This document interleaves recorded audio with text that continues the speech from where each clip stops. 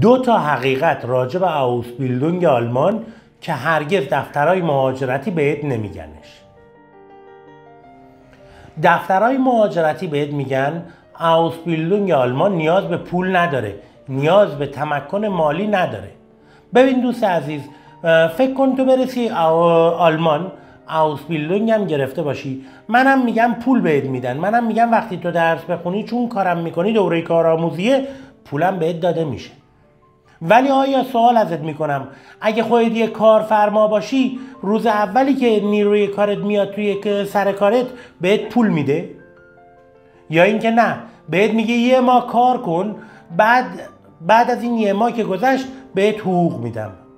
خب چرا ما فکر میکنیم اوسبیلدونگ اگه رفتیم اونجا کارآموزی، دوره کارآموزی رو بگذرونیم بهمون از روز اول پول میدن؟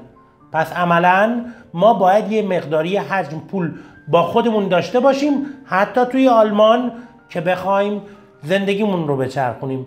خب این میشه خودش یه تمکن مالی. پس اوسبیلدونگ اگر دنیا هم که بهت گفت تمکن مالی نمیخواد، تو باور نکن، باید یه حجم پول باید باشه که اون تو یک ماه اول باد هوا نخوای بخوری. بعد میگن اوسبیلدونگ مثلا پرستاری، این حقیقت دومیه که میخوام بهت بگم. میگن اوسبیلدونگ پرستاری، میری اونجا توی بیمارستان میشی پرستار. نه، از این خبران نیست. خب اگر اینجوری بود که کسی بره اوسبیلدونگ و بشه پرستار، خب چرا دیگه دانشگاهشو گذاشتن؟ چرا میرن 4 سال درس میخونن واسه پرستار شدن؟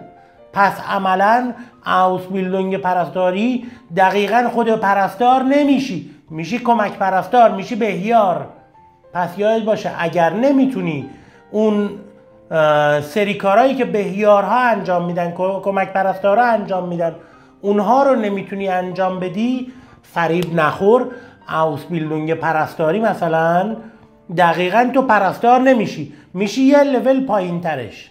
پس این 2 تا حقیقت بود بهت گفتم راجع به اوسبیلدونگ آلمان و دقیقاً همون چیزایی که هیچ دفتر مهاجرتی بهت نمیگه.